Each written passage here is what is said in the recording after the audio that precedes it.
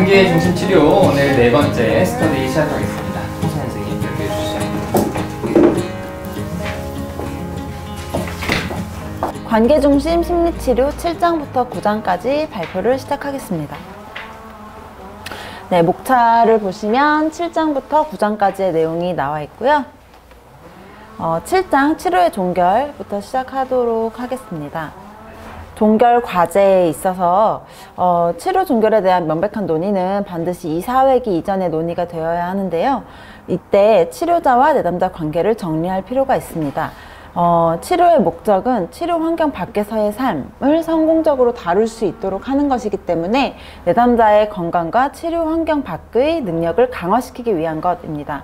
따라서 이 관계가 현실상의 관계를 대신할 수는 없습니다. 또 잠재적인 애도의 시간으로서 치료의 종결을 인정하는 것이 필요합니다. 종결에 대한 어떤 염려나 분노, 슬픔의 감정 같은 것들을 느끼는 것은 일반적입니다. 따라서 이런 것들을 병리적인 증상과는 구별할 수 있도록 해야 합니다. 또한 내담자의 독립 능력을 인식하도록 해서 미래에 올 수 있는 어려움에 대해서 논의를 해야 하고요. 그때 대처를 도울 수 있는 방법들, 그런 사회적 지지망에 대한 논의들을 할 필요가 있고요. 조언과 함께 환자가 다가올 문제를 스스로 해결해 나갈 수 있다는 믿음을 가지고 지지해 줄 필요가 있습니다. 또한 지금까지의 치료 과정이 물론 치료자의 와 함께 이루어낸 것도 있지만 어쨌든 내담자 스스로의 공로임을 명확하게 해두는 게 필요합니다. 그리고 만약에 치료 반응에 실패했다면, 재발되거나 했을 경우 내담자의 문제가 아니라 치료 자체가 반응에 실패한 것이라고 분명하게 이야기를 해야 합니다. 왜냐하면 내담자는 그에 대해서 죄책감을 가질 수 있기 때문에 내담자의 잘못이 아님을 직면시킬 필요가 있습니다. 그래서 재발이나 우울증의 재현은 질병의 재발 측면이지 내담자의 잘못이 아님을 명확하게 전달해야 합니다. 종결의 어려움. 종결을 결정할 때는 증상의 기준을 따라야 하는데요. 내담자의 불안이나 또는 치료자의 불안 때문에 치료를 지속해서는 안 됩니다. 이후 치료 필요성 여부를 위해서는 최소 4주에서 8주 정도의 대기 시간을 가져야 되고요. 어떤 대안적인 치료나 이전에 처방되지 않았던 약물의 사용, 다른 종류의 심리치료, 다른 치료자 심리치료 등이 고려될 수 있습니다. 또한 장기 치료가 필요한 경우도 있는데요. 이때는 장기간의 어떤 지속적인 성격 문제를 가진 경우에는 장기 치료가 필요할 수도 있습니다. 관계를 시작할 수는 있지만 지속할 수 없는 경우, 또한 관계를 시작하는데 필요한 사회적인 기술이 부족해서 지속적인 외로움을 느끼는 관계 기술 부족의 경우, 장기 치료가 필요할 수 있습니다. 또한 재발 방지를 위해서도 유지 치료가 요구되는 재발성 우울증의 경우 그럴 수 있고요. 또 급성 우울이지만 아직은 치료에 반응하지 않은 경우 치료가 연장될 수 있습니다. 8장 고유의 치료 기법을 보겠습니다. IPT 뿐만 아니라 사실 일반적인 그런 치료 기법도 같이 나와 있는데요. 한번 보도록 할게요. 첫 번째는 탐색 기법입니다. 어떤 내담자의 증상과 문제에 대한 정보를 체계적으로 모으기 위한 조사 기법인데요. 일단 비지시적인 탐색이 있어요. 그래서 포괄적이고 개방형의 질문 또는 대화를 하는 겁니다. 그래서 이전에 언급한 주제로 돌아올 수 있도록 안내하거나 내담자가 사용했던 핵심 단어들을 반복하면서 논의된 주제를 확장하기도 하고요. 또 오히려 침묵으로 주의 깊고 흥미로운 태도를 유지시킬 수도 있습니다. 그리고 이를 통해서 지속적으로 이야기해 볼 수 있도록 격려할 수 있고요. 새로운 주제 및 정보를 제공하는 데 유용할 수 있습니다. 또한 치료에 대한 책임을 느끼고 자신이 이해받고 있으며 치료자에게 수용되고 있음을 느낄 수 있습니다. 이 비지시적인 탐색을 쓸 때는 문제 영역에 대한 스스로 인식이 있고 언어 능력이 있으며 치료자와 충분히 대화할 수 있는 내담자일 경우에 사용하는 것이 좋고요. 이전에 드러내지 않았던 문제를 다루는 것을 힘들어하는 경우, 그리고 치료의 초점을 옮기려고 할 때, 그리고 말을 잘 할 때 비지시적인 탐색 기법을 사용하는 게 좋습니다. 근데 만약에 말을 잘 하지 않는 내담자를 대상으로 사용할 경우에는 오히려 치료의 방향이 오리무중 될 수 있기 때문에 이때는 좀 적합하지 않다고 이야기합니다. 직접적인 주제 도출 방법이 있는데요. 새로운 주제에 대해서 직접적인 질문을 하는 거예요. 치료자가 원하는, 필요로 하는 질문을 해서 구조화된 질문을 통해서 체계적이고 구체적인 탐색을 합니다. 어떤 특정한 문제 영역에 대해서 철저하게 평가하거나 치료자가 대인관계적 가설들을 점검하기에 적합합니다. 목적과 논의가 어떠한 방향으로 흘러가고 있는가에 대한 인식을 가진 채 사용되어야 하고, 너무나 많은 주제를 다루거나 너무 구체적인 것, 폐쇄형 질문들은 삼가해야 합니다. 네. 목표를 갖지 않고 구체적인 질문을 계속 반복하게 되면 오히려 내담자를 방해하거나 감정의 표현을 억제할 수 있습니다. 그리고 감정을 격려하기. 네, 여기서 이제 감정을 표현하고 또 감정을 이해하고 감정을 다루는 것들을 다루는데요. 첫 번째로 변화될 수 없거나 변화되어서는 안 되는 어떤 사건 또는 주제와 관련된 고통스러운 감정을 수용하고 인정하도록 촉진해야 합니다. 대인관계의 변화를 이끌어내기 위해 감정적인 경험을 사용할 수 있도록 도와야 하고요. 성장과 변화를 촉진하는 깨닫지 못했거나 새로운 또한 바람직한 감정을 개발하도록 격려해야 합니다. 근데 여기서 중요한 거는 감정적인 반응이 반드시 격려되어야 하는 내담자와 그렇지 않은 내담자를 반드시 구별해야 된다는 건데요. 심하게 감정을 억압하는 사람들에게는 오히려 과도하게 사용하면 안 되고, 감정적으로 의미 있는 문장을 듣고 난 후 감정적인 표현의 확장을 격려해야 합니다. 반면 분노, 적대감, 슬픔 같은 감정에 대해 이해하고자 하는 노력 없이 단순히 반복적으로만 폭발하는 경우에는 오히려 표현한 이후의 결과를 생각할 수 있는 시간을 갖고, 그래서 충동적인 감정을 지연할 수 있는 다양한 행동 전략을 학습하는 게 필요합니다. 고통스러운 감정을 수용하는 것과 대인관계 속의 감정을 사용하는 것, 그리고 억압된 감정을 이끌어내도록 돕는 게 필요한데요. 여기서 좀 이렇게 제가 의미 있게 본 부분은요, 감정과 행동의 구별을 명확하게 하는 게 필요하고요. 또한 억압된 감정을 갖고 있는 사람들은 내가 화낼 권리가 있다고 생각하지 못하는 경우가 많은데, 그럴 때는 내가 늘 부당하게 나를 대하는 관계 속에 있었기 때문에 다른 방법으로 자신을 대할 수 있다는 인식이 없기 때문이라고 볼 수 있습니다. 그 명료화가 있습니다. 지금까지 대화했던 것들을 반복하거나 다르게 고쳐 말하도록 요구하는 거고요. 그래서 치료자가 내담자가 말한 것들을 바꾸어 표현하기를 해야 되는데, 여기서 중요한 건 내담자가 언급한 맥락 안에서 이루어져야 된다는 겁니다. 네, 이때는 치료자가 가설을 갖고 있고 내담자가 이에 관한 이야기를 할 때 사용하면 좋습니다. 의사소통 분석이 있어요. 의사소통의 실패의 경우를 확인하고 더욱 효과적인 의사소통 방법을 배울 수 있도록 안내하기 위한 것인데요. 이때는 두 가지를 파악해야 돼요. 첫 번째는 대화를 문자적으로 파악하는 것 뿐만 아니라, 두 번째는 그 당시에 내담자가 가졌던 감정과 의도를 알아차리는 것이 반드시 필요합니다.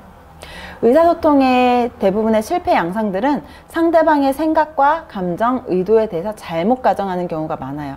근데 물론 누구나 그럴 수 있어요. 하지만 여기서 더 중요한 건 이 자체를 개방하지 않는다는 게 더 문제인 것 같아요. 그래서 애매하고 간접적인 의사소통을 한다거나, 그래서 이런 것들을 개방적으로 직면하지 않을 때, 그리고 의사소통한 것에 대해서 잘못된 가정을 갖고 있고, 이해한 바에 대해서 잘못된 가정을 갖고 있고, 불필요하게 간접적인 의사소통을 하는 경우, 또 침묵적이고 고립된 의사소통을 하는 경우들이 이에 해당됩니다. 이런 기법을 사용할 때는 이와 관련된 논쟁이 진행되고 있거나 최근에 성공적이지 못한 의사소통이 있었던 경우에 사용합니다. 치료적 관계를 사용하기. 치료자와 내담자 간 관계를 가지고 상담 기법을 사용할 수 있는데요. 내담자의 대인관계 기능을 파악할 수 있는 어떤 생생한 정보의 출처가 될 수 있습니다. 따라서 치료적 관계에서 나타나는 내담자의 어떤 사고와 감정, 기대, 행동들은 다른 대인관계에서도 경험할 수 있는 어떤 그런 감정과 행동의 모델이 됩니다. 따라서 치료자와 내담자의 상호작용은 내담자의 대인관계적인 특성을 이해하는 데 도움이 될 수 있고요. 다른 사람과의 역동을 치료 관계에서 탐색할 수 있습니다. 네. 그리고 치료자 및 치료 진행에 관해서 그 치료 과정 중에 일어나는 불만, 걱정, 분노, 회피적인 감정들을 표현하도록 하는데요. 왜냐하면 내담자가 타인과 효과적으로 상호작용하는 경험을 제공하는 기회가 되기 때문이에요. 치료자가 치료 문제 또는 가장 부족한 것이 무엇인지 알아보고 왜곡된 것들을 고칠 수 있도록 도움을 줄 수 있습니다. 또한 타인에 대한 내담자가 갖고 있는 왜곡된 관점을 수정하고 상대방을 이해하도록 하는 설득력이 계기가 될 수 있습니다. 여기서 조금 독특했던 건 긍정적인 감정까지는 체계적으로 검토될 필요가 없다라고 책에서는 명시를 하고 있어요. 왜냐하면 이거는 오히려 얘기하지 않아도 오히려 치료의 진전을 돕기 때문이라고 말하고 있는데, 네, 아무튼 그렇습니다.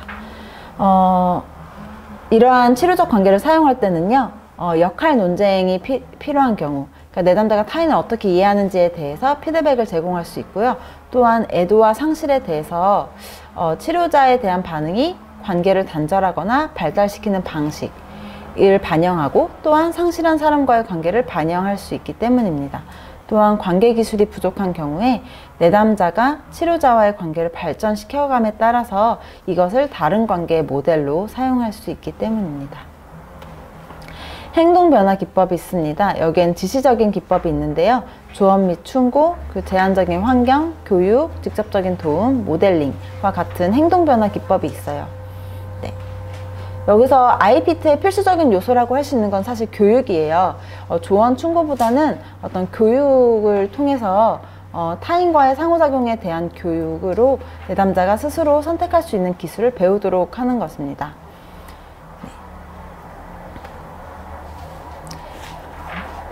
그리고 결정 분석이 있어요.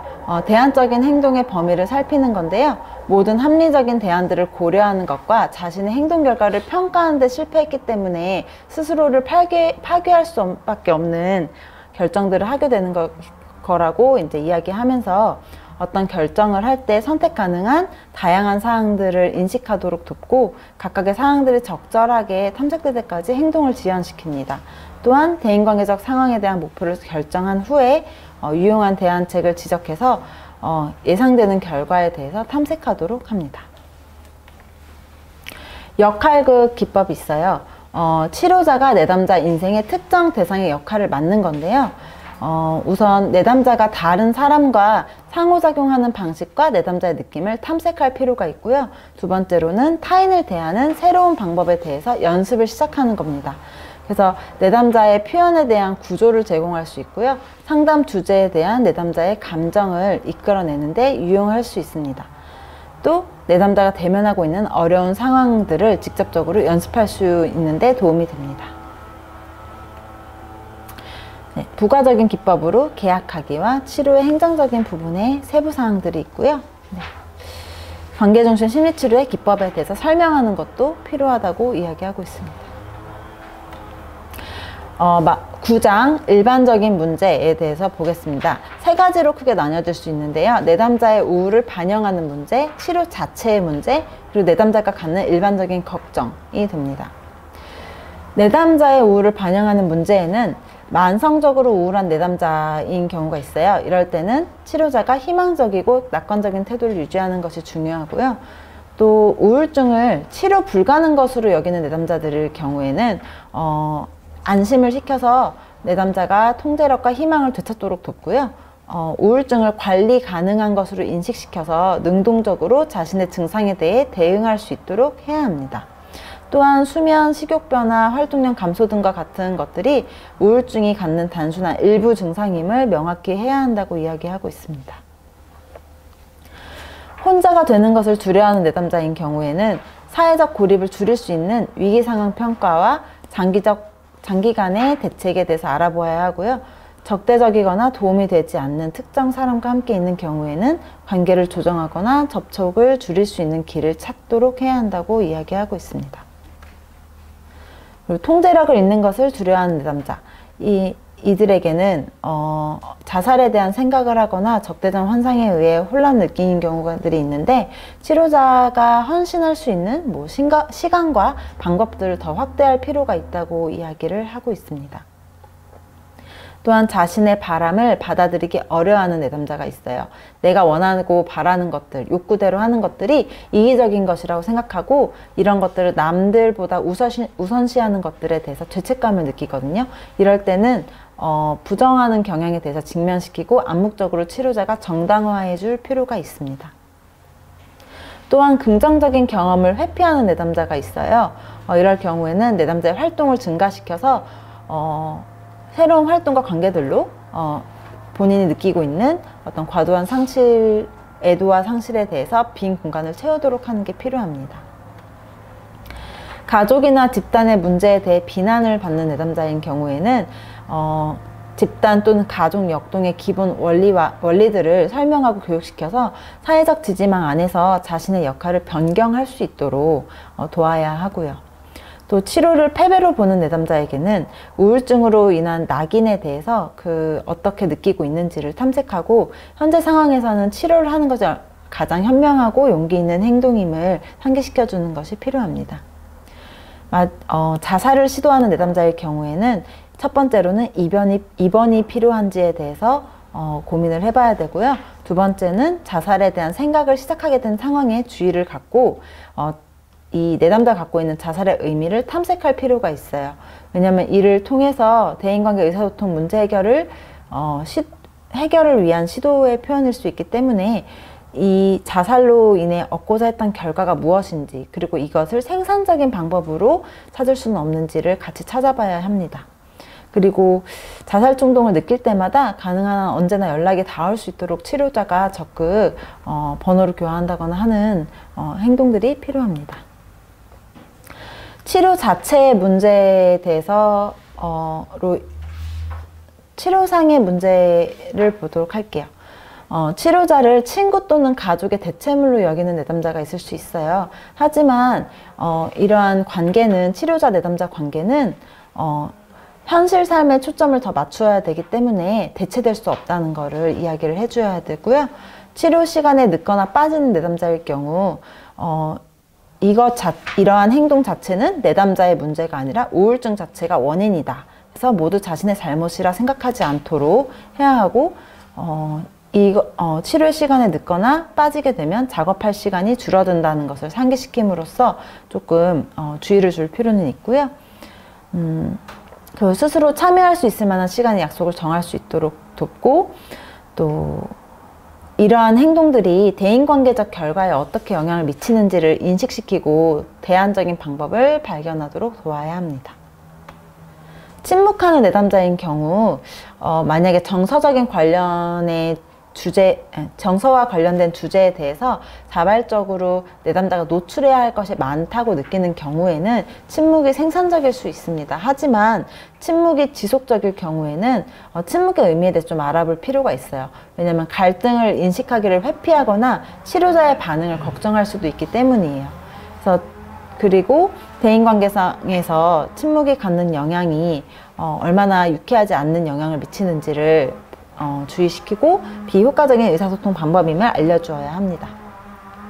또한 주제를 바꾸거나 회피하는 내담자인 경우에는 주제를 반복적으로 피하는 그 의도에 대해서 조사를 하고 이런 것들이 어떻게 타인에게 영향을 미치는지 나중에 언급을 해야 돼요. 그렇기 때문에 논의의 중심 주제로서 이야기를 하는 데 있어서 대인관계 문제 영역까지 같이 다루는 것에 동의를 미리 구해야 된다고 이야기를 하고 있어요. 이게 무슨 뜻이냐면 나는 우울 때문에 왔는데 왜 대인관계 영역을 자꾸 이야기하려고 하는지 이해를 못할 수가 있기 때문이에요. 이것이 IPT의 초점이라고 이야기를 하고 있습니다. 그리고 불평을 하거나 비협조적인 내담자인 경우에는 이들은 절망적인 기분을 갖고 있기 때문에 희망을 심어줄 필요가 있고요. 지속적인 불평에 대해서 치료자가 계속 반응을 해주는 건 불평을 이해하고자 돕는 시도라고 이야기를 하고 있습니다. 또한 과도하게 불평을 표출하는 내담자인 경우에는 자신의 중요한 문제를 직면하기 싫어서 상대적으로 사소한 주제를 자꾸 걸고 넘어질 수가 있는데요. 이거는 그들이 가진 타인에 대한 절대적으로 달성될 수 없는 과도한 기대를 가지고 있을 수 있어서 스스로를 돌보는 방법에 대해서 배워야 할 필요성을 이야기해 주어야 합니다. 또한 자기 행동의 이러한 행동들이 어떻게 대인관계적으로 영향을 미치는지에 대해서 인식하고 대안적인 방법을 제공해야 된다고 이야기하고 있습니다. 또한 과도하게 의존적인 내담자가 있어요. 이들은 자신의 능력을 굉장히 과소평가해서 자신이 스스로 쉽게 얻을 수 있는 것도 타인이 당연히 제공해줘야 한다고 느끼는데요. 만약에 부적절한 개입을 요구할 경우가 있을 거예요. 그럴 때는 IPT에서는 치료자가 현실적으로 도움을 제공하는 지지적인 치료라고 이야기를 하고 있지만 그 초점이 분명히 명확하면서 제한적이어야 한다는 것도 동시에 강조하고 있습니다. 따라서 이를 통해서 오히려 개인이 갖고 있는 강점이나 능력에 대해서 인식할 수 있도록 탐색할 기회를 제공해 주어야 합니다. 치료를 망치는 내담자들이 있는데요. 특징적으로는 전지전능한 치료자라고 인식을 해서 도움을 기대하는 경우에 자기 스스로는 어떠한 노력도 기울이지 않는 경우를 말해요. 이럴 때는 치료자에 대한 기대에 대해서 체계적으로 탐색할 필요가 있습니다. 또한 어떤 문제 행동들을 보이는 경우에 지각이나 노쇼, 침묵하는 등의 문제 행동을 보이는 경우에는 이걸 중지하고 완화시켜야 하고요. 파괴적인 행동들이 치료 밖 대인관계상에서 갖는 문제들과 연관시킬 필요가 있습니다. 이러한 파괴적인 행동들은 부정적인 감정들에 대한 간접적이고 비효율적인 의사소통 방법이기 때문에 이러한 파괴적인 태도와 행동의 의미와 대인관계 기능을 이해시켜야 하고요. 내담자 자신을 표현하는 직접적이고 효율적인 대안책을 발견하도록 도와야 합니다. 내담자에 대한 강한 감정을 경험하는 경우에는 치료자가 내담자에 대해서 강한 감정을 경험할 경우에는 두 가지가 있어요. 치료자의 대인관계적 영역의 확장일 경우 혹은 내담자의 자극적인 행동에 대한 반응일 경우, 이때는 후자일 경우에 치료적으로 접근할 수가 있는데요. 내담자가 다른 사람들에게 이끌어내는 반응들을 이해하는 데 유용하기 때문이에요. 근데 분명히 내담자의 행동이 부정적인 자극을 하고 있음에도 불구하고 만약에 치료자가 이거를 민감하게 인식하지 못하고 넘어간다면 오히려 내담자는 치료자가 나 자신에게 진실하게 반응할 능력이 있는지 의심할 수가 있어요. 그러니까 치료자의 솔직성을 말하는 거겠죠. 또한 두 번째로 치료자가 내담자에게 부정적인 감정을 표현할 때는 중요한 것이 치료자의 부정적인 반응이 치료 밖에서 일어나는 비슷한 상황을 이해하도록 돕는데 도움이 된다는데 명확해야 된다는 거예요. 그리고 반드시 그러한 부정적인 감정의 대상은 내담자 자체가 아니라 변화 가능한 내담자 행동에 대한 것이어야 한다고 이야기하고 있습니다. 이렇게 내담자와 치료자 사이에 작용하는 갈등들은 적절하게 사용하면 오히려 일반적인 논쟁을 해결하는 방법을 배우는데 강력한 도구가 될 수 있습니다. 내담자에게 중요한 대상을 치료에 참여시키려고 할 때 두 가지 경우가 예를 들 수 있는데요. 예를 들면 부부관계 문제처럼 역할 논쟁에 속하는 문제일 경우, 또한 청소년 내담자일 경우에 배우자나 부모를 참여시킬 수가 있겠죠. 이때는 세 가지 목적이 있어요. 부가적인 정보를 얻기 위해서, 또한 중요한 타인의 협조를 얻기 위해서, 그리고 대인관계 문제 해결을 촉진하고 내담자와 의미 있는 그 대상과의 사이에 개선된 의사소통을 이끌기 위해서. 이때는 비밀보장에 대한 안심은 필수라고 이야기하고 있습니다. 중요한 대상이 치료에 참여할 때는 그 중요한 대상에게 정보를 제공할 수가 있어요. 어떤 부분이냐면요. 우울증의 특성을 교육시킬 수가 있어요. 오해되는 부분들에 대해서 오히려 교육을 시킬 수가 있고, 또 과도한 비난을 하지 않도록 하면서 하는 동시에 우울증을 겪는 기간 동안 그렇다고 해서 내담자를 너무 책임으로부터 과도하게 제외시키는 것도 피해야 된다라는 것을 이야기를 해줘야 돼요. 또한 그 참여하는 대상으로부터 정보를 획득할 수도 있는데요. 내담자를 단독으로 만날 때는 얻지 못했던 정보들을 그 중요한 대상으로부터 얻을 수가 있습니다. 치료를 일찍 종결하고 싶어하는 내담자인 경우에는 이게 치료자와 함께 다뤘던 문제가 적절했는지 불만족스러웠는지에 대해서 살펴봐야 해요. 그래서 합리적인 제안들을 같이 찾아봐야 되고요. 종결하고자 하는 계획이 정당할 수도 있고 행동의 유용한 과정임을 치료자는 숙지해야 된다고 이야기하고 있어요. 네. 그리고 이렇게 일찍 종결하게 될 경우에는 언제든지 치료로 돌아올 수 있다는 것, 그리고 이것이 패배나 수치를 의미하는 것이 아님을 강하게 말해주어야 한다고 합니다. 그리고 자신을 노출하는 것에 어려움을 느끼는 내담자일 경우에는 감정적인 주제들을 이제 이야기하기 어려워할 수가 있어요. 이때 감정적인 주제를 이끌어 나갈 때는 시기가 매우 중요한데요. 치료자와 신뢰로운 관계를 형성해야 되는 건 물론이고요. 치료자는 내담자가 스스로 더 노출할 수 있도록 강한 감정을 표현하도록 도울 수가 있어요. 근데 이때는 만약에 내담자가 그러한 감정을 느끼고 있지 못할 때는 알려줘야 되고요. 또한 감정적으로 반응하기 시작했다면 그 이상으로 더욱 깊이 있게 논의를 진행하거나 그 감정을 더욱 충만하게 느낄 수 있도록 격려해야 합니다. 만약 엄청 격한 논제를 유도할 때는 내담자의 통제하에 있지 않은 감정에 대해서 수용받을 것이라는 것을 전달해야 되고요. 또한 강력한 감정이 행동으로 나타나지 않게 내담자가 통제할 수 있다는 것에 대한 신뢰도 전달을 해야 한다고 이야기합니다. 추가적이거나 대안적인 치료를 찾는 내담자일 경우에는 대안과 선택 가능한 사항에 대해서 같이 탐색하고 이에 대해서 개방적이고 무판단적인 비난을 하지 않는 것이 중요합니다. 또한 재정적으로나 보험 적용에 있어서 어려움이 있는 내담자에게는 이 재정 부족을 계속 이야기하는 것이 양해를 구하는 것인지 치료를 조기에 종결하고자 하는 것인지를 확인할 필요가 있어요. 네, 마지막으로 내담자가 갖는 일반적인 걱정들을 세 가지로 이야기를 하고 있는데요. 첫 번째는 생물학적인 우울증을 가지고 있나요? 이 질문에 대해서는 모든 우울증이 생물학적이고 심리학적인 영향 모두를 받는 질병이라는 것을 이야기할 필요가 있고요. 치료에는 약물 치료도 적용이 가능하고 심리 치료도 모두 적용이 가능합니다. 네.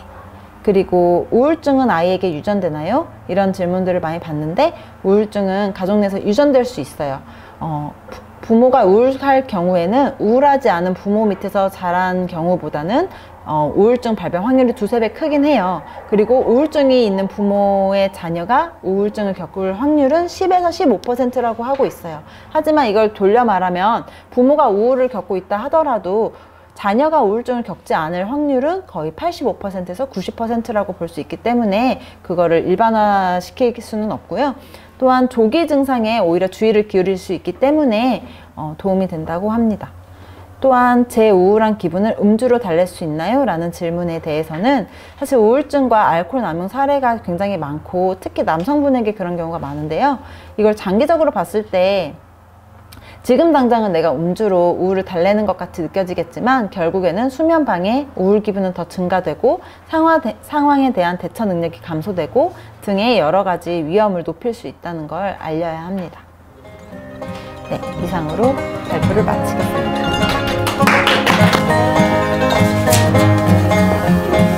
오늘 스터디는 조금 다르게 진행해 보려고 해요. 시간이 없어서. 아니, 이야기를 해보다가 우리가 항상 이제 알맹님 얘기를 나중에 듣잖아요.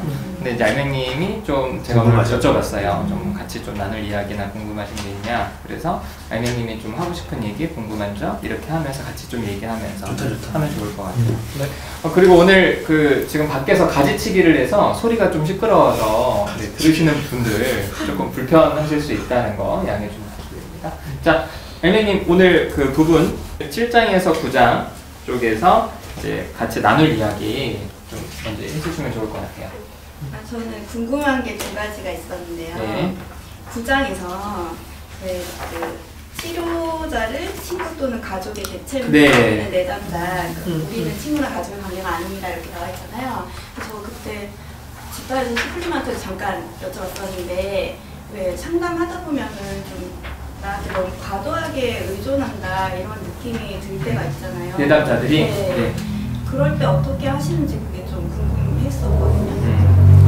그거랑요. 네. 일단 그거부터 먼저 네. 해볼까요? 176쪽에 있죠. 치료자를 친구 또는 가족의 대체물로 여기는 내담자들. 그런데 이제 책에서는 어떻게 나와 있죠, 홍선 선생님?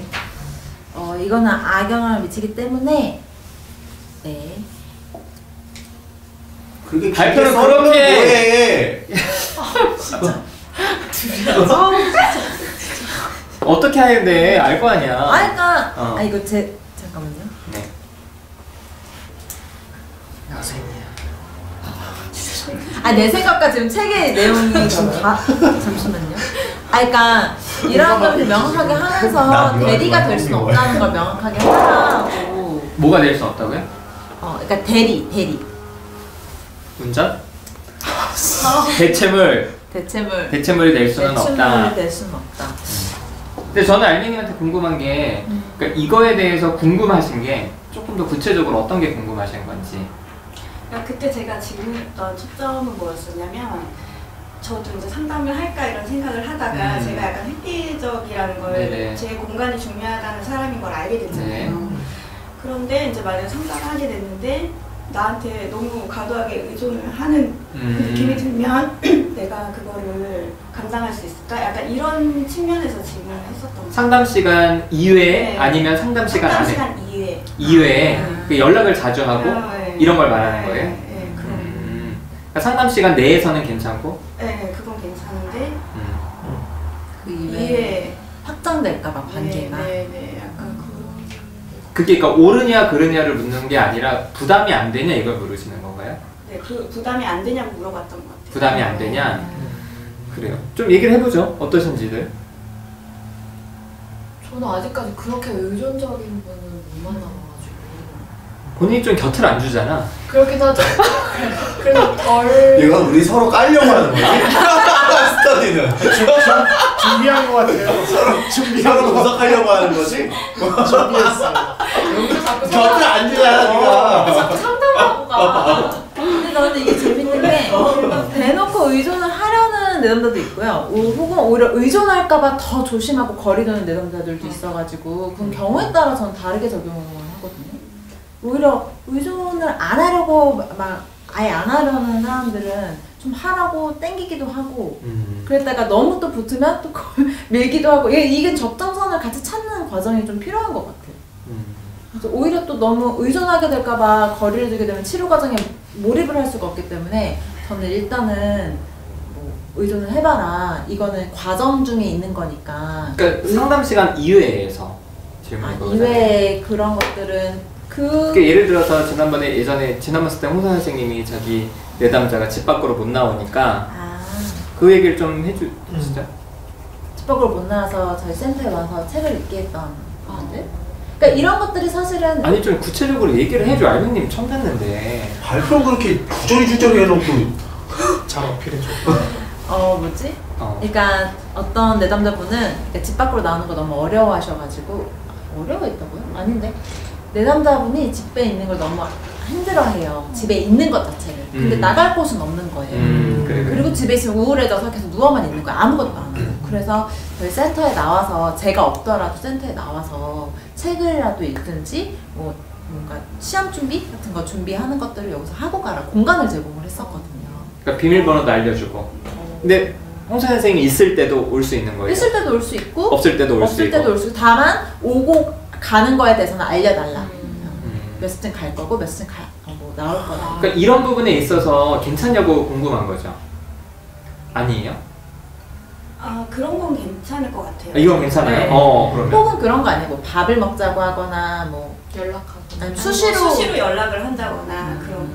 근데 그런 거는 치료적인 의미가 없는 모임 그런 것들은 저는 하주는 않아요. 자신 있게 얘기하세요.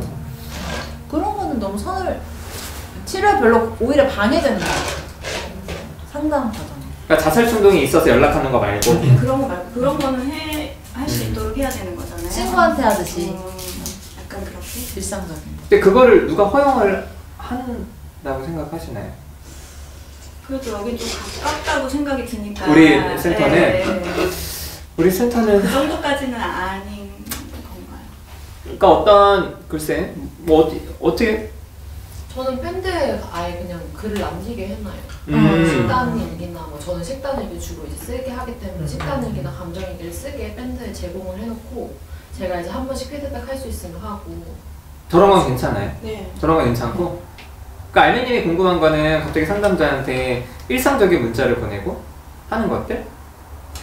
치료와 상관없이? 힘든 거를 힘드는데 그거를 너무 수시로 뭐 연락을 한다거나 이런 경우가 있지 않나? 약간 그런 생각이 그런 경우 있죠.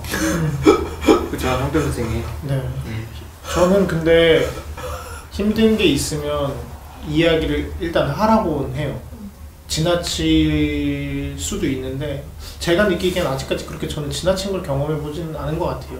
계속 연락하고? 네, 그렇게까지 저는 연락을 받아본 적은 없는데 저는 좀 그거를 저한테 표현하게 해요, 일부러라도. 우선적으로. 근데 그런 사람이 한 10명 돼가. 10명 되보면 저도 생각이 좀 바뀌었어요. 얘기하라고 하는 게 카톡 같은 걸로 이야기하는 거예요? 아니면? 저는 일단은 저도 개인 상담에서는 밴드를 해요. 둘이서, 저랑 둘이서. 그리고 만약에 뭐 밴드가 아니어도 연락을 너무 힘들면 연락을 해도 된다고 했는데 아직까지 하는 내담자는 생각보다 없어. 없었지. 어때, 밴드나 이런 건 괜찮아요? 밴드나 블로그를 통해서 그 사람이 힘든 거를 개인적으로 연락하는 게 아니라 그쵸, 거기다 적어놓게 하고 상담자가 그걸 보는 거. 그런 부분은 괜찮아요? 제가 너무 과도하게 걱정한 거예요. 저 같은 경우는 제가 아무튼 10년 정도 상담하고 있는 그 친구가 초반에는 그 경계가 안 잡히는 경우였어요. 그리고 되게 극단적이어서 멈춰지질 않아. 그래서 한번 답을 해줬더니 계속 오는 거예요. 근데 이게 결국에는 치료에 방해가 된다고 생각을 하면은 상담에서도 얘기를 하거든요. 이 친구 상담에 얘기를 했을 때 이 친구가 안 할게요 이런 게 아니라 이제 거기서는 말도 못하고 있다가 다시 이제 상담 끝나면은 계속 이제 하는 거예요. 근데 제가 어느 순간 이 친구가 스스로 통제가 안 되는구나 느껴서 제가 차단해 버렸어요. 또 우리 차단하면 또 이호 선생님. 제가요? 차단 잘하시잖아요. 답을 안 해요, 저는. 그래서 몇 명 내담자들이 빡쳐 있는데. 근데 그게 사실은, 그러니까 어떻게 해야 되냐 방법을 찾으면은 답이 없고요. 그러니까 그 패턴이 있어요.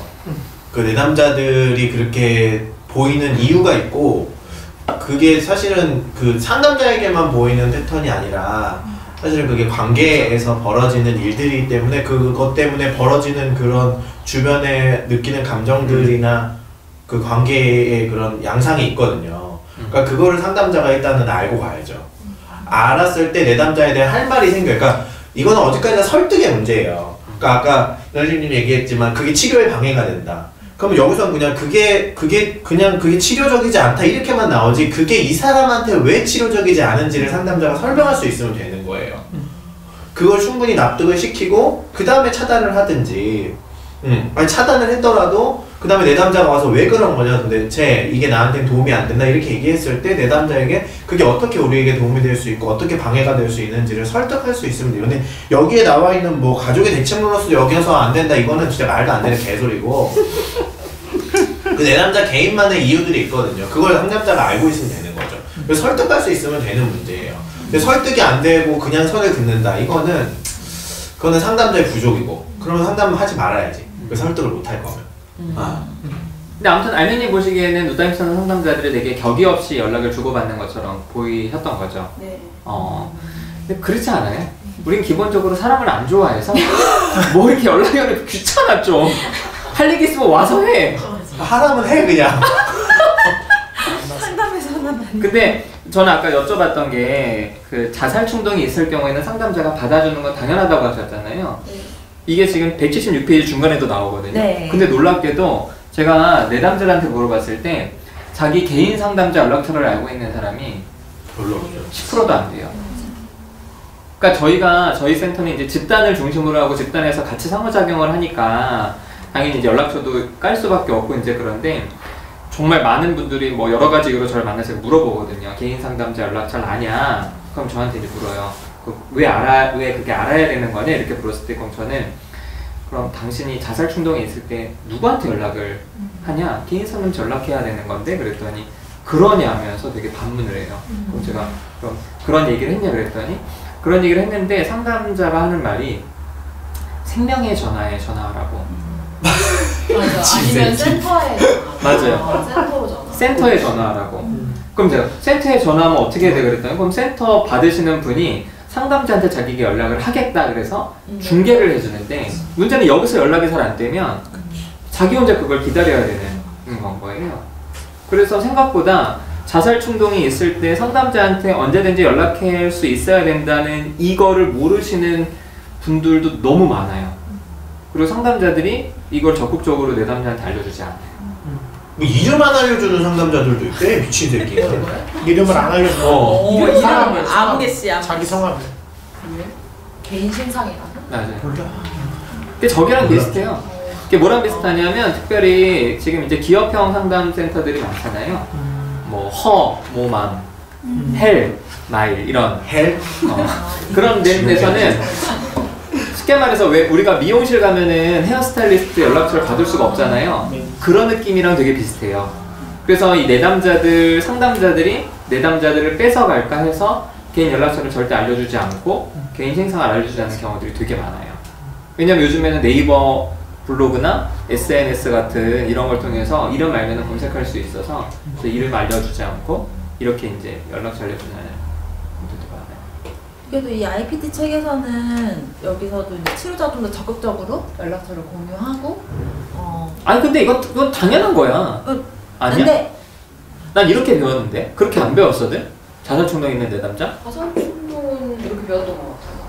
근데 실제 시스템은 그렇지 않다는 걸 알았죠. 실제 시스템. 대학 상담센터 시스템. 왜 이런 거야 도대체? 상담자. 저는 그 뭐야 자살 충동이 이런 이제 느껴졌을 때 저지르면은 상담 관계가 종결된다. 이걸 되게 강조해서 배운 것 같아요. 그 전에 연락해라 이건 아니고. 네. 그렇게 돼서 뭔가 보호를 받을 수 있다 뭐 이런 맥락. 그러니까 상담자는 상담 관계에서 그렇게 뭐 고지를 하고 그런 일이 발생하면 뭐 그런 일이 발생할 수도 있지만 거기에 대한 뭐 책임은 뭐 크지 않다 없다 이런 맥락을 되게 강조했던 것 같아요. 어때요? 이런 지금 얘기 들어보시니까 많은 경우에는 상담자 그런 연락처도 알려주지 않는 게 내담자가 자살 충동이 있더라도 연락을 할 수가 없다. 그러면 안 좋겠죠. 내담자 입장에서 믿음이 안 가지 않을까요? 그렇죠. 네.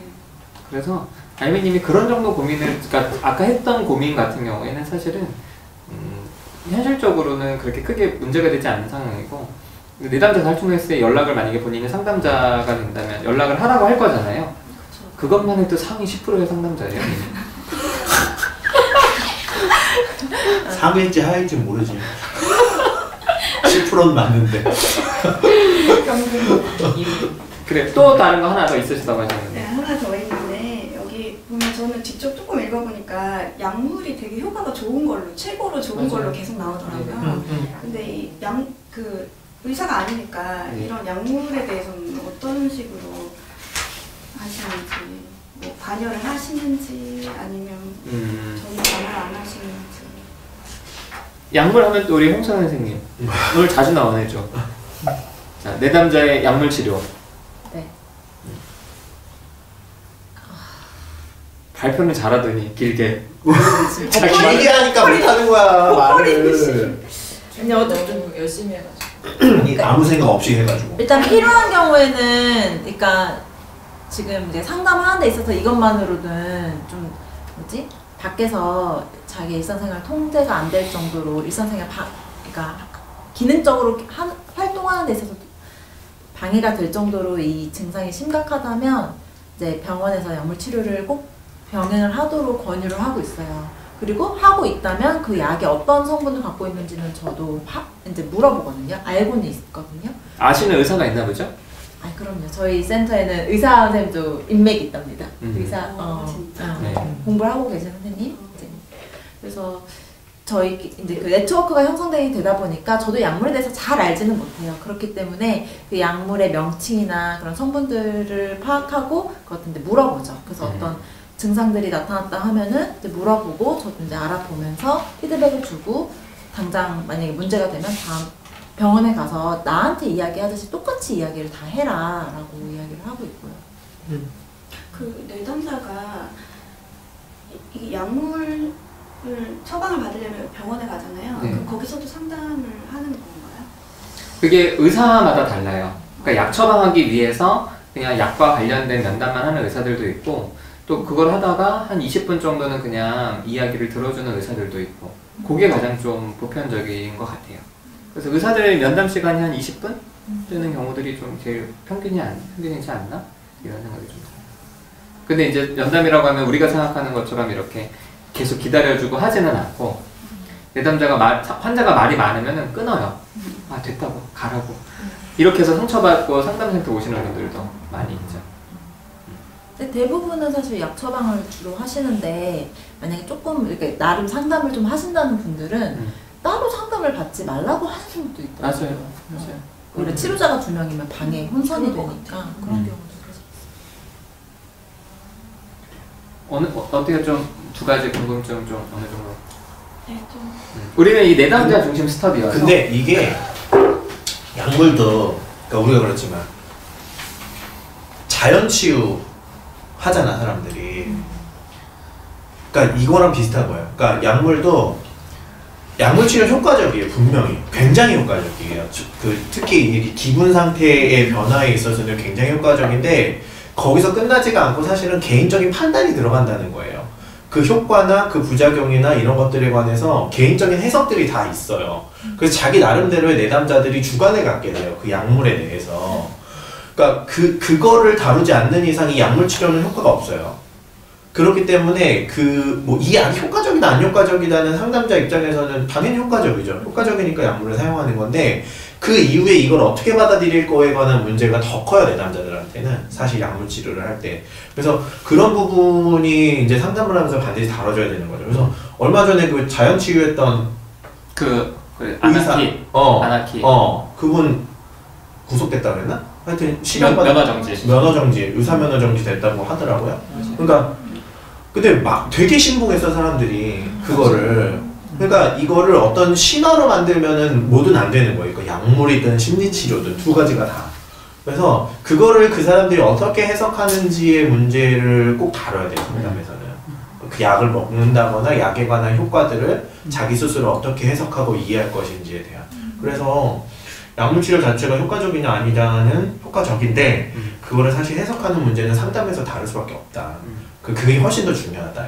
좀 그렇게 생각하죠. 전 선생님 아나키 아시나? 그 치료 안 하고 맞아. 키우려고 했던 그런 카페 맞아요. 사람 모임 그거 아닌가요? 알고 있구나. 네. 그래서 한창 되게 논란됐었죠. 그쵸. 네. 그래. 살았네요. 그래. 왜 가시밭이야 여기? 자, 우리 하실 얘기들 합시다. 잘못 밟으면 터지는 거야. 789 GOP가. 저 오늘은 기법에 대한 얘기들 좀 나왔어요. 그쵸? 저 얘기 하나 하면 여기서 이제 부정적인 치료자에 대한 치료 과정에 대한 부정적인 감정들을 이야기하도록 권유를 하는데 꼭 긍정적인 감정은 그러니까 굳이 표현하지 않아도 되는 것처럼 이야기를 해서 저는 그 부분에 다루지 않는 거. 네, 다루지 않는 거. 근데 그게 오히려 저는 좀 표현할 필요도 있다고 생각이 들거든요. 그러니까 여기서는 그냥 사실 길게는 안 나왔어요. 그냥 긍정적인 감정을 굳이 다룰 필요는 없다라고 했지만 저는 좀 과한 긍정적인 감정, 그러니까 뭐 좋아한다거나 또 뭐 이성적으로 관심을 갖는다 이런 것도 사실 긍정적인 감정에 포함이 되다 보니까 내담자한테 그런 얘기를 좀 들으시나 보죠? 이성적으로? 아니에요. 아니에요? 그런 적도 있죠. 그런 적도 있는데 그런 것도 오히려 적극적으로 상담자 좀 다뤄야 될 필요도 있는 부분이 있지 않나라는 생각이 들어가지고 그게 조금 그러니까 이게 저는 이제 전체적인 이 심리치료의 문제라고 생각하는데 그러니까 이런 거예요. 예를 들면 사랑하는 감정과 좋아하는 감정 여러분 구별할 수 있으세요? 애매하죠. 못해. 인간은 못해. 사랑하는 감정과 좋아하는 감정을 구별할 수 있어? 못해. 그거 되게 모호한 거예요 사실. 그래서 문제가 많아지죠 관계에서. 그래서 맨날 뭐 요즘 썸 탄다는 얘기가 나오는 이유들이 사실은 그게 되게 이게 모호하기 때문에 그런 말들이 필요한 거예요. 그 시기를 설명하고 싶은 말들이 필요한 거예요. 근데 언젠가는 선언을 해야 되는 거예요. 우린 사귀는 거예요. 이렇게 선언을 해야 되는 문제인 거지. 그게 이건 좋아하는 거고 이거는 뭐 사랑하는 거고 이거 막 구별이 안 된다고. 그래서 그러니까 이게 사실은 감정의 연속성에 관한 문제인데 사실은 이런 것들을 사람들이 언어화하다 보니까 이게 분절되어 있는 것처럼 이해할 가능성이 높다는 거예요. 그래서 그러니까 이게 인간의 근본적으로 어떤 문제를 가지고 있냐면 인간의 감정적인 문제도 있는데 사실은 된다 안 된다의 문제를 굉장히 판단해요. 그러니까 이게 심리적으로 굉장히 사람들을 어렵게 만들어. 이게 되는 거냐 안 되는 거냐. 그러니까 인간한테 기본적으로 그렇게 생각하도록 프로그램이 되어 있어. 그러니까 뭐 감정적으로는 좋아하는 것과 뭐 사랑하는 걸 구별을 못했지만 어느 순간에는 사랑이 돼야 돼. 어느 순간 사랑을 해야 해. 이렇게 우리가 뭐죠? 법칙처럼 슈드처럼 가지고 있다는 거예요. 근데 그거를 이런 심리 상담이나 이런 데서는 마치 똑같은 그러니까 그 감정의 연속성에 관한 문제를 분절적으로 이해를 하는 거야. 그래서 사랑은 심리 상담자랑은 사랑은 안 되고 뭐 부정적인 감정은 나눠야 되고 이렇게만 나눠 놓는단 말이야. 근데 이거를 그러니까 사랑과 좋아하는 감정을 구별해내는 것을 그러니까 너무 분절적으로 해낸다는 거죠. 그러니까 사실은 이게 흐름인 건데 그 흐름 속에서 어느 위치 정도에 있는 건지 어떤 감정을 느끼는 건지 이것들을 세세하게 나눠 놓고 그게 어떤 한계가 있는 건지를 같이 나눠야 되는 건데 마치 쭉 연속적인 감정인데 이건 넘으면 안 돼 라고 너무 이제 하면 된다 안 된다의 문제로 상담도 가고 있다는 거예요. 근데 모든 심리치료 기법이 다 이런 식이야 서양에. 근데 이거는 사실은 모든 사람들이 슈드 때문에 힘들어서 오는데 상담에서도 똑같은 걸 주는 거랑 똑같은 거예요. 근데 이게 심리치료의 지금 현대가 발전하고 있는 심리치료의 한계다. 저는 좀 그렇게 생각을 하거든요. 그러니까 예를 들면 여기서 희생양 얘기가 나오잖아요. 네. 희생양 얘기가 나오는데 예를 들면 이런 거예요. 이것도 마찬가지예요. 부모가 감정을 자식한테 풀면 자식은 희생양이야. 근데 그러면 자식이 부모한테 감정을 풀면 이건 그냥 원망이야. 그쵸? 근데 이게 이런 사고가 어디서 나오느냐 생각을 해봐야 돼. 자식은 부모를 하면 부모는 희생양이 안 돼. 근데 부모는 자식한테 감정을 풀면 자식은 희생양이야. 그러니까 사실은 이거는 원인에 대한 이유 때문에 나오는 거예요. 네가 낳았으니까 네가 책임을 져야지. 이런 생각에서 나오는 되게 하찮은 생각이라고. 그러니까 사실 그게 똑같은 희생양이야. 어찌 보면. 근데 이게 서구사회 문화 때문에 그걸 희생양으로 명명 지어 놓은 거예요. 왜냐? 어리고 약하면 보호받아야 된다는 슈드가 있는 거예요. 그 슈드 때문에 이거는 희생양이라고 하고 부모는 그걸 책임이라고 이름 붙여 놓은 거야. 근데 사실 감정적으로 차이가 없는 거라고. 내가 힘들어. 그럼 원인을 찾고 싶다고. 그럼 어디서 찾아야 되냐 문제가 생기는 거예요. 자책하면 우울해지는 거고 저 새끼 때문이야 라고 하면 원망이 되는 거야. 부모가 하면 희생양이 되는 거고 자식이 하면 그냥 원망이 되는 거고 부모가 감당해야 되는 거고. 근데 이건 사실 똑같은 문제예요. 여기서 최연아 선생님 할 말 있지 않아요? 그 이호 선생님 한 얘기에 대해서? 뭐 어떤 아니 부모 원망 많이 했잖아. 부모님 원망? 그러니까 어때요? 좀 듣기가 불편한 것 같긴 해요. 왜? 그리고 나 한 말 더 하고 싶은데 그러니까 이런 것도 이런 거예요. 그러니까 그 부모가 사실은 자식을 책임져야 한다는 것도 이건 책임의 문제가 아니라 사실은 감정의 문제예요. 부성애와 모성애에 관한 문제인데 이것을 마치 슈드로 만들어 놓은 거야. 그러니까 사실 다 감정의 문제라는 거예요. 부모가 자식한테 감정을 풀거나 자식이 부모한테 감정을 푸는 건 되게 자연스러운 거고 감정적인 문제인데 그리고 감정에서 시작된 관계인데 이걸 마치 누구는 슈드가 있어야 되고 누구는 보호를 받아야 되고 이렇게 분절적으로 나눠 놓은 거야. 근데 이거를 심리치료가 벗어나지 못해. 현대의 심리치료는. 물론 저희는 벗어났죠. 저희 센터는 그런 것들을 벗어나서 사실은 한 인간을 인간 그 자체로 봐야 된다는 것들을 굉장히 강조하고 있잖아요. 근데 그게 근본적인 해결책인데 많은 심리치료나 상담자들은 그 틀을 벗어나지 못해. 한심한 거지. 그래, 일단 최연아 선생님 얘기 좀 해보자. 너무 기다 얼굴에 지금 그 자리가 그래요? 너무 힘들어. 어떻게 생각해요, 최연아 선생님은? 아니 그래도 이거는 약간 성인 자녀에 대한 얘기 아니에요? 미성년 그러니까 아동치들이 한때는 좀 다르게 적용할 수 있잖아요. 어떻게? 그러니까 뭐 희생양이라기보다는 그러니까 부모니까 해줘야 되는 게 이제 미성년 자녀들한테는 감정적인 것보다 어떤 의무, 책임, 기능적인 게 선행되어야 된다고? 빨리 결혼해서 애 낳으세요. 저는 약간 비슷한 맥락인 게 미성년이면 그러니까 뭐 이렇게 뭐 책임을 져야 된다는 게 아니라 부모가 이렇게 감정적으로 막 쏟아내면 네. 자녀는 약간 거기서 되게 뭔가 이렇게 당하고 있는 뭔가 그럴 수밖에 없는 위치라고 생각을 해서 그래서 조금 성인 자녀랑 미성년 자녀 조금 분리해야 되지 않을까 저도 생각을 했거든요. 그럼 이제 아니 근데 결국에는 성인들이 부모 원망하는 게 결국에는 어린 시절 경험 때문에 계속 원망을 하는 거잖아. 그렇죠. 그러면은 그것도 원망도 그럼 20살 전까지만 하게 해야지. 어때? 맞아. 그래서 돼요? 좀 성인이 되면 그거를 좀 이제 얘기를 하려고는 하죠. 뭐라고? 그러니까 부모의 입장을 좀 이해시키려고 하죠. 미성년 때는 솔직히. 그래서 원망하지 말라고? 그러니까 이거는 너희들도 틀을 벗어나야 돼. 그러니까 이게 희생양이 되면 된다 안 된다, 누가 약하니까 보호받아야 된다 안 된다를 벗어나서 인간에겐 희생양이 필요하다는 게 핵심이야. 감정적인 상대가 필요하다는 게 핵심이라고. 그게 아이면은 물론 불행할 수도 있겠지. 하지만 아이에게도 그게 필요해. 희생양으로 안 키운다고 그 아이가 건강하게 자랄까? 그렇지 않아요. 그렇지 않아. 그럼 자책가가 된다? 응? 정도가. 뭐라고? 정도가 그럼 너희 어머니는 지나쳐서 그러셨니? 아니 저희 엄마에 대한 얘기가 아니라 약간 트라우마적인 그런 고통을 겪는 아이들은 그리고 필요. 그러니까 만약에 이거를 이제 그렇게 원인이 이렇기 때문에 한다면 그럼 그 부모는 왜 그랬을까? 또 그 부모. 그럼 이게 이제 한도 끝도 없이 가는 거야. 그래서 저는 어떻게 생각하냐면은 그 부모도 감정 힘들어서 쏟아낼 수 있어요 아이한테. 근데 문제는 거기서 끝나기 때문에 문제가 되는 거야.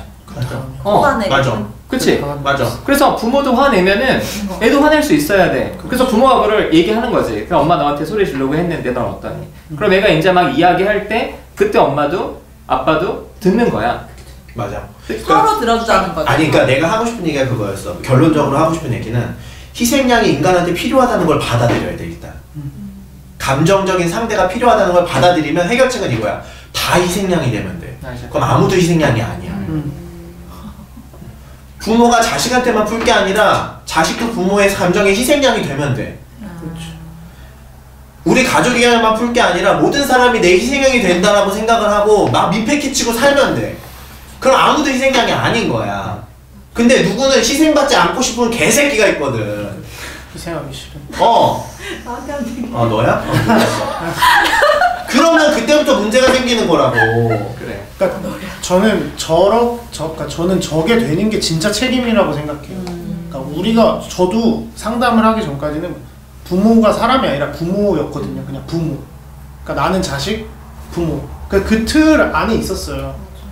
그러니까 저는 어떻게 보면 부모는 부모의 그것만 해주는 게 당연하다고 생각했고, 근데 저도 사람이고 부모도 사람이니까 그 틀을 넘어야지. 그리고 그게 가능했던 게 저도 집단을 하고 상담을 하면서 그런 관계적인 눈이 생긴 것 같아요. 결론이 좋네. 네.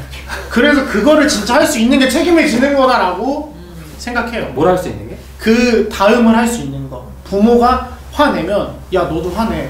너도 이야기해줘. 희생양이 되어주는 게 책임이지. 그치. 그게 진짜 책임이라고 생각해. 희생양이 아까 정도 얘기를 했잖아요. 근데 이게 그러니까 대부분 이 희생양 때문에 사실은 부부 갈등이 시작이 돼요. 정도의 차이는 없어. 그러니까 대부분 아이 처음에 태어났을 때 엄마가 아빠한테 제일 많이 원망하는 것 중에, 또는 아빠가 엄마한테 갖게 되는 감정 중에 하나가 뭐냐면, 집에 들어가면 와이프가 웃고 있질 않아. 씨발 돈 내가 씨발 가족을 위해서 존나 벌어왔는데 집에 가면 와이프가 죽상이야. 그럼 아빠 뭐라 그럴까?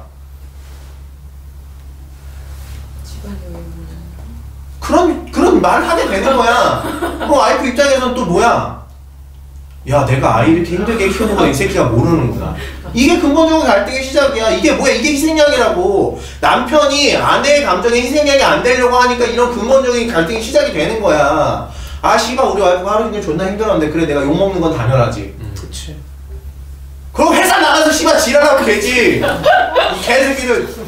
아니 지금 코로나 시대에 좀 너무 눈이물이 많이 드시는 거 아닙니까? 아니 예전에 그런 얘기를 들었어요. 그 부부가 너무 싸워서 애가 너무 힘들어하다가 중학생 돼서 얘가 결국에는 가출을 했어. 부부 싸움이 어떻게 됐을까? 스톱이야. 딸을 찾아야 되니까. 그래서 가서 얘기했어. 엄마 아빠 너무 싸워서 미안하다. 그러니까 얘가 난 엄마 아빠 같이 안 살 거다. 난 너무 힘들었다. 엄마 아빠 비운 거야. 우리 사이좋게 지낼게. 제발 들어와라. 그래서 얘가 들어왔어. 또 싸워. 맞아, 또 싸워. 그래서 결국에는 전 그런 얘기 많이 하거든요. 가족 구성원들이 있을 때 넌 누구누구 때문에 너무 힘들어요. 그래서 그러면 제가 그래요. 그럼 네가 문제를 일으켜. 그럼 네가 문제를 일으키면 상대적으로 다른 사람의 문제들이 감소돼. 그렇잖아. 그래서 결국에는 가족 안의 희생양들을 예수님 얘기처럼 돌아가면서 해야 돼. 유연성 있게. 맞아. 맞아. 그래서 근데 자기는 문제를 일으키지 않으려고 하면서 자기는 사랑받고 싶어해. 그렇잖아. 그래서 너 관심 받고 싶으면 문제를 일으켜. 자기는 그러기 싫대. 그럼 너는 가만히 있으면 가족들이 알아서 너한테 관심 가져주길 바라냐. 그건 모든 인류의 꿈이었지만 누구도 이루지 못한 꿈이었고. 그러니까 네가 문제를 일으키고 네가 가족의 중심이 돼. 이렇게 이제 얘기를 시키거든요. 잘 못 받아들여요. 그냥 자기는 가만히 있어도 자기 다 떠받들어주길 원하는 거야. 그쵸, 홍사 선생님? 이게 틀에서 좀 벗어나기가 진짜 어려운 것 같아요. 맞아요. 성소년 더. 근데 이제 우리가 이런 것들을 이렇게 되게 사실적으로 알게 된 이유가 있어요. 우리는 집단하면서 그 역동을 계속 보잖아. 그래서 집단에서 어떤 문제가 빡 터지잖아? 그럼 다른 문제는 일시적으로 확 죽어. 맞아요. 그런데 이 문제가 또 고착화 될 때쯤 리더들 중에 어떤 사람들은 이거를 국면화 전환시키기 위해서 다른 문제를 또 갈등을 유발해서 이거를 바꾸는 경우들이 있어요. 근데 이게 개인 상담에서는 그 전체를 못 보거든. 이 사람 얘기만 듣잖아. 이 사람 희생이 제일 힘든 거야. 이 사람이 돈 주잖아. 그럼 당연히 맞춰줘야지. 그러니까 이게 사실은 잘 안 풀리는 경우들이 많죠. 그래서 저는 힘들다고 하면 뭐가 힘들어 이 새끼야. 나도 힘들어.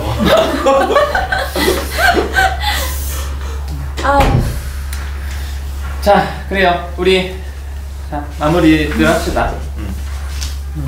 오늘 내용 중에서 아니 저거 갔어. 그러게. 가지치기. 조용해졌네. 그러니까 다행이네. 내 목소리가 더 컸을 거야.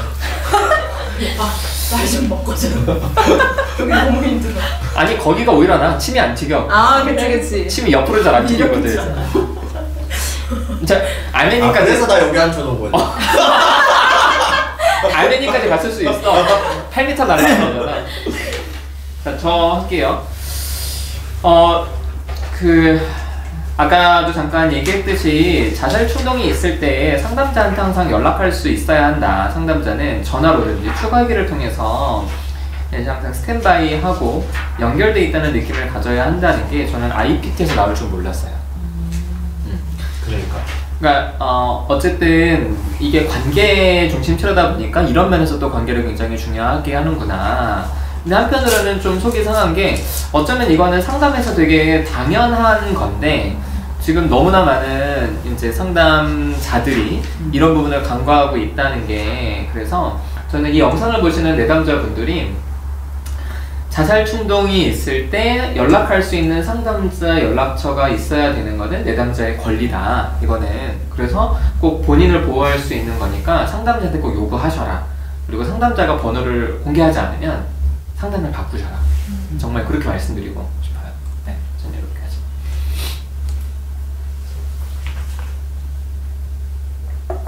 얼른들 하세요.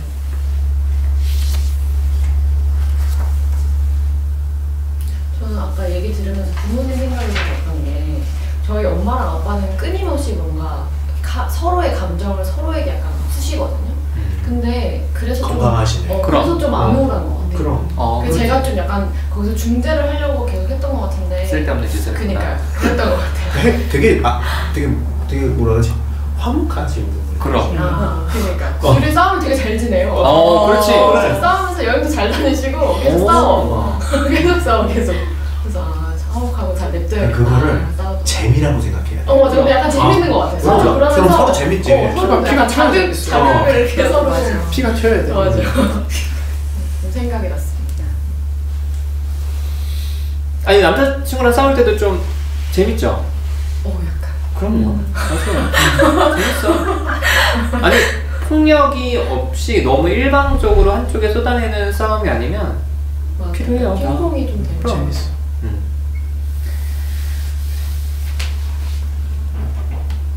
자, 얼른들 하세요. 그러니까 저는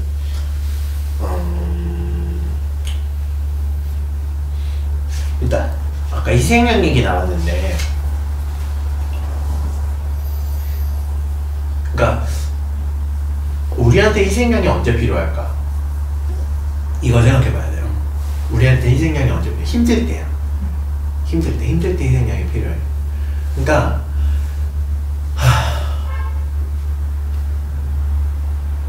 그 사실 모든 심리적인, 그러니까 진짜 공격성, 저는 인간이 진짜 공격적인라고 생각하지는 않아요. 근데 그러니까 공격할 의도를 가지고 공격하는 경우는 되게 적다고 생각을 해요. 근데 대부분 어떤 때 공격적으로 변하냐면 사실은 불안할 때 공격적으로 변해요. 불안할 때, 내가 죽을 것 같을 때, 내가 죽을 것 같을 때 공격성이 나와요. 그러니까 인간의 모든 악은 사실은 악에서 나오는 게 아니라 불안함에서 나와요. 근데 그거를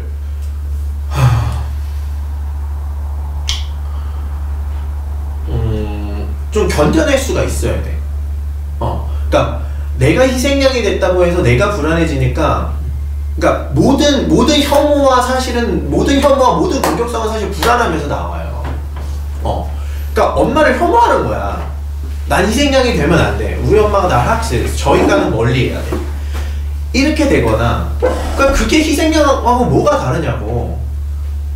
자신의 원인이 필요한 거야. 자신의 힘든 것에 대한 원인이 필요한 거야. 부모님도 자신이 힘든 것에 대한 원인이 필요했던 거야. 근데 내가 낳아놓은 새끼가 있잖아? 이 새끼는 잘 안 해. 씨발 거기로 가는 거지. 되게 자연스럽게. 물론 꼭 그래야 한다는 건 아니에요. 그러니까 그걸 조절할 수 있어야지. 그러려면 본인의 불안을 다룰 수가 있어야 돼요. 근데 어떻게 보면 누군가를 혐오하고 저 사람을 싫어하는 것 자체가 사실은 자신 스스로가 그 불안을 감당해내지 못하고 있는 거야.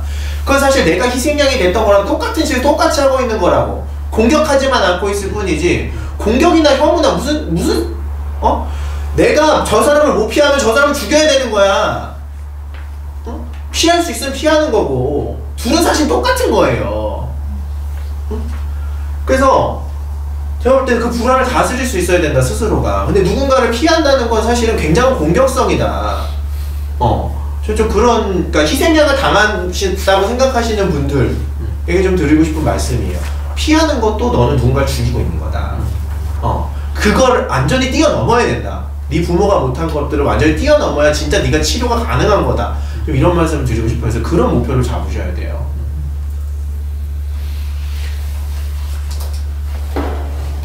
자, 할 얘기 없어. 빨리 할 얘기 없다 그래. 저는 이제 발표를 준비를 하면서 진을 다 뺐지. 아니 근데 버퍼링이 오는 게 오히려 더 혼란이 오는 거예요. 이론책을 볼수록. 맞아. 그러니까 무슨 생각이 들었냐면, 그러니까 저와 같은 사람, 그러니까 저와 같은 뭐랄까, 딱 이제 그냥 딱 절차대로 공부하고 성적이 나오고 대학원을 가고 성적대로 자격증을 받아서 아무튼 일을 하고 있는데, 근데 이론책 같은 걸 보면 이게 다 분절되어 있잖아요. 요소가 내용들이. 그러다 보니까 이게 물론 다 막 외워지는 것도 아닌데다가 뭔가 더 길을 잃어요. 저는 이런 책을 읽으니까 더 길을 잃더라고요. 그래서 저는 이제 여기 스터디 여기 런센터 와서 너무 좋은 거는 이런 이야기들을 듣잖아요. 사실 상담은 이야기인데 이렇게 분절되고 세분화시킨 이런 것들을 보다 보면, 그러니까 마치 어떤 느낌이냐면 그냥 걷고 뛰면서 넘어지고 일어서고 그 과정으로 들어가야 되는데 이걸 보면 한 발도 못 대겠는 그런 느낌을 저는 받아요. 그래서 저와 같은 상담을 공부하거나 상담 일을 하고 계시는 분들이 있지 않을까? 그리고 제 주변에도 사실은 보면 상담을 많이 안 해요. 겁이 많아서. 맞아요. 이런 것들을 보면 실수할까봐, 틀릴까봐 막 엄청 열심히는 해요. 추가록도 다 프로토콜 다 풀고 슈퍼비전 받고 하는데 그 과정이 되게 더딘 거예요. 그래서 저는 여기서 집단을 하고 일을 하는 게 너무 좋죠. 좋다고? 너무 좋죠. 진짜 오라고 하는데 날 보는 얘기 아니야? 부담스러워. 오랜만에 되게 좋은 소리 했다. 저는 진짜 그래서 이걸 보고 또 어제 일리가 막 있다. 그래서 아까도 얘기하는데 이게 막 버퍼링이 막 오고 오히려 저는 난 이제 이런 책 있으면 안 했어야 돼. 아니 누다임 센터 들어오신 지 한 2년 되셨나봐요. 최근에 들어오신 분처럼 얘기를 하고 있어. 올드 멤버가.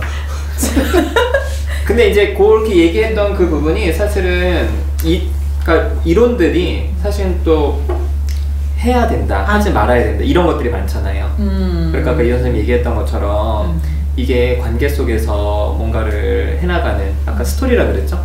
네. 그런 게 아니라 그래서 이것도 물론 필요는 한데 너무 여기에만 매달려 있으면 앞으로 나아가지 못하니까 부딪혀 가면서 그리고 이제 이 책에서 설명하지 못하는 그런 뒤에 있는 그 과정들 왜 이래야 되는지 아까 수프님이 정확히 얘기해 주신 것처럼 그러니까 설득을 해야 되잖아요 내담자들을 그런 과정에 대해서 왜 해야 되고 하지 말아야 되는 설명은 없잖아요. 그런 것들을 저는 같이 얘기할 수 있어서 더 좋은 것 같아요. 다음에 발표는 좀 짧게 해주세요. 그러면 좋은 스터디를 위해서. 하고 싶은 말이 많았는데 못했어. 저는 오늘 읽으면서 저희가 치료적 관계를 사용하기 이 부분에 좀 이야기를 했는데 저는 어떻게 보면 이 책으로도 도움을 얻을 수 있는 분들은 있을 것 같아요. 근데 어떻게 보면 또 그렇게 생각할 수 있어요. 이걸 읽으면 이렇게 하면 되는구나, 될 거다. 근데 안 될 거예요. 그래서 저는 진짜 관계를 그러니까 치료자가 내담자랑 진짜 그 치료 관계 밖에서의 관계를 재현해야 되고 그거를 통해서 내가 이런 관계 패턴이 있구나, 이런 양상이 있구나 이거를 진짜 피부로 맞닿는 경험을 해야 된다고 생각을 해요. 진짜로 변하기 위해서는. 그래서 그런 맥락에서는 그런 관계를 재현할 수 있는 상담자와의 상담이 이루어져야 되고 그래서 저는 집단 상담이 참 좋은 것 같아요. 그거를 직접 피부로 맞닿는 경험을 할 수 있는. 그래서 이 책이 줄 수 있는 도움도 있긴 하지만 어떻게 보면 그게 정말 도움이 될지 아니면 그냥 도움이 된다고 생각하는 걸로 그냥 끝날 수도 있을 것 같으니까 그런 걸 진짜 경험할 수 있는 집단 상담을 권유해 드리고 싶어요. 네, 이상해요. 최현 선생님. 마무리하는 거예요 지금? 네네. 정신이 없구나.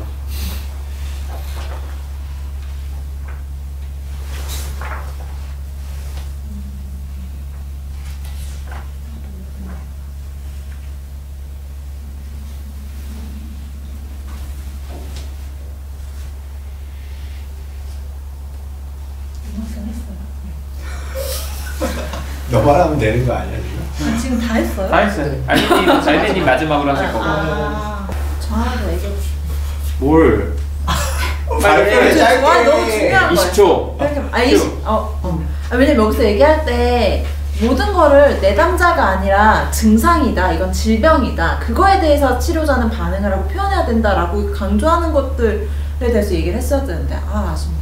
자꾸 사람을 빼고 얘기하더라고요. 그 대상을 그 질병 증상 자체로만 보고. 그래서 이게 저는 좀 다음 주에 얘기해보죠. 네.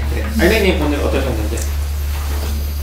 저는 그 자살 충동이 있는 내담자한테 상담자 연락처를 줘야 된다는 게 어디 책에 써 있었던 것처럼 당연하다고 생각하고 있었거든요. 제가 유달생 강의를 너무 많이 들어서 그랬나 생각해보니까 책에서 읽은 기억은 없는 것 같아요. 그래서 되게 놀랍고 그렇게 안 하는 분들이 많다는 얘기. 그리고 이제 가만히 있으면서 사랑받고 싶어 한다는 게 약간 저도 관계에 있어서 아무것도 안 하고 가만히 있는 그런 경우가 많았는데 최근에 이렇게 좀 이렇게 표현도 하고 하다 보니까 동생이랑도 다시 사이가 좋아지고 이런 경험을 했거든요. 그래서 누구 덕분에? 스프림 덕분에. 네, 그래서 집단은 참 잘했다 생각하고 있어요. 그래요. 자, 관계 중심 치료 오늘 4번째였고요. 다음 주부터는 책을 보니까 이 실제 그 어떤 여러 가지 증상, 어떤 그런 상황에 대한 적용하는 부분들이 나와요. 사례들이 좀 나올 테니까 우리 다음 주부터는 좀 사례들 읽고 토론하면 좋겠고요. 다음 주 발표 누구죠? 다시 장도현 선생님 돌아갑니다. 저희 지난주는 코로나 때문에 쉬었는데 아마 앞으로는 뭐 정말 서울에 아주 크게 확산되지 않는 한은 예, 그냥 할 거라고 생각을 합니다. 건강 다들 조심하시고요. 오늘 스터디 여기서 마치겠습니다. 감사합니다.